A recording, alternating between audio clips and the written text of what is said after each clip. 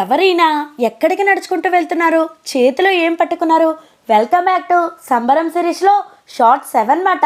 ఇదైతే అక్కడ వైట్ షర్ట్లో అలా నడుచుకుంటూ దేవుణ్ణి పట్టుకుని వెళ్ళిందైతే మా నాన్నగారు మాట. మీ అందరికీ తెలిసిందే. డాడీ నేమ్ అయితే బాబీ మాట. అలా మన ఛానల్ పేరు వచ్చేసి నేను బాబీ గారు అమ్మాయిని. సంబరాలు స్టార్ట్ చేయకముందు ఒక 2-3 డేస్ ముందైతే దేవుణ్ణి అయితే తీసుకెళ్ళి నాగులేట్లో స్నానాలు అయితే చేపించేసిన తర్వాత ఇలా మంచినీళ్ళ చెరువు దగ్గర అయితే గొడుగు పెట్టేసి అందులో అయితే పెడతారన్నమాట.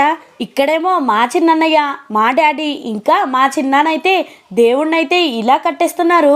ఇలా దేవుణ్ణి అక్కడి నుంచి ఇక్కడికి తీసుకొచ్చేటప్పుడైతే దేవుణ్ణి ఎవరైతే పట్టుకుంటారో వాళ్ళైతే కొంచెం సేపు చాలా మౌనం అయితే పాటించాల్సి ఉంటుందంట. ఇక్కడేమో గొడుగు అయితే పాతేస్తున్నారు.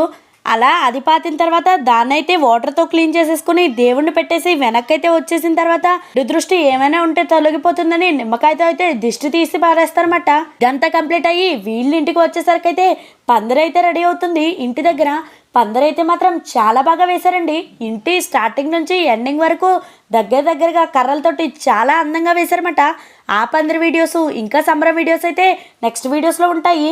అవన్నీ మిస్ అవ్వకుండా ఉండాలంటే వీడియో నచ్చితే లైక్ చేసేసి ముందు మంచి కంటెంట్ మిస్ అవ్వకుండా ఉండాలంటే బాబీ గారు అమ్మాయి ఛానల్ని సబ్స్క్రైబ్ చేసుకోవడం మాత్రం అస్సలు మర్చిపోతాండో. గుర్తుపెట్టుకోండి అన్నట్టు ఇన్స్టా ఫ్యామిలీ మీరు కూడా రీల్ నచ్చితే లైక్ చేసేసి బాబీ గారు అమ్మాయి పేజ్ని ఫాలో కొట్టేయండి.